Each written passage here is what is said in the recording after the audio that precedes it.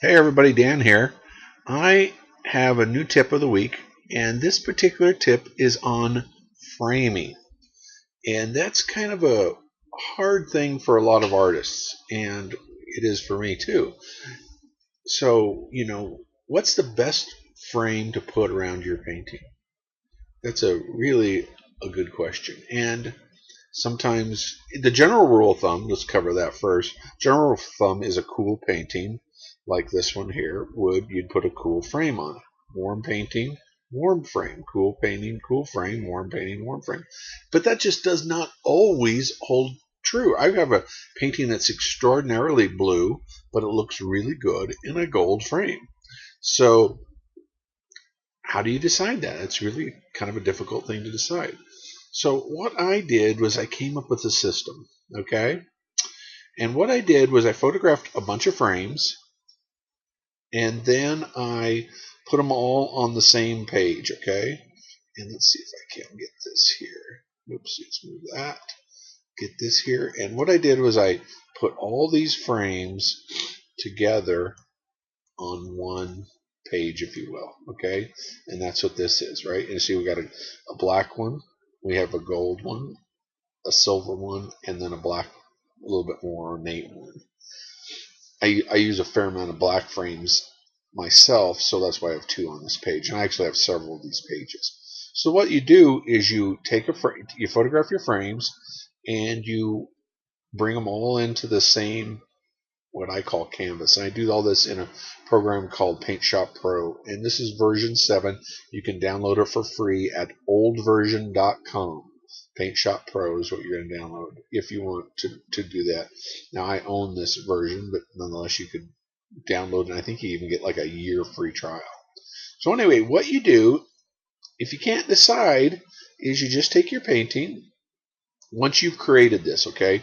Now again, let me go through this and tell you how I create it. First, you would want to create 4 separate ones, or however many separate ones there are. Photograph the frames, and then you crop out the center, okay?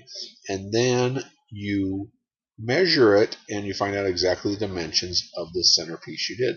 And actually, at first they come out slightly different, but what I did is I changed the shape of all these so that the center is all exactly the same shape. It's all 243 pixels by 191 pixels. So then all you gotta do is take your picture that you're in question over and change the shape. So I'm gonna go resize it. I'm gonna come down here to pixel size, and we're literally going to change it to 243. Actually, I normally go 1 pixel bigger, and it says 195, so it's going to be a little distorted, but that's okay. And I'm going to get rid of this down here. It says maintain aspect ratio, so I can make it exactly what I want by 192. Okay, so I did that, and then all I'm going to do is I click back on this picture again. I am going to copy it. I come over to here, and then I hit, in this particular program, you hit Control L to drop it in, and then all you do is move the picture right over to the frame. You hit Control L again, move it right over to the next frame. See how simple this is? Control L, you move it to the next one. Normally I do this a little bit bigger, but I wanted to show you. Control L, and there. See how quickly I did that? Now the whole thing is completely done. And I can just zoom in, and let's zoom in a little bit and look at it and say, well, it looks pretty good in gold. I kind of like it in black. Go down, let's see what it looks like in silver. It looks good in silver. Silver really makes it stand out, but it also looks good in black again. So this is one of those paintings I don't think it really matters. It's going to look good kind of any way it's framed. Just whatever kind of a look you're looking for. And you can take this even to the next step. Let's say that you like silver best, right?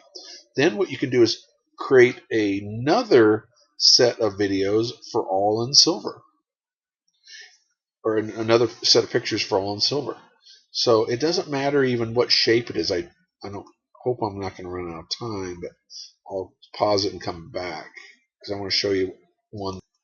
Okay, with the last few seconds, I want to show you how I took one that was really oblong. And even though it distorts it, you still get a good sense of what it looks like. That's it. Have a great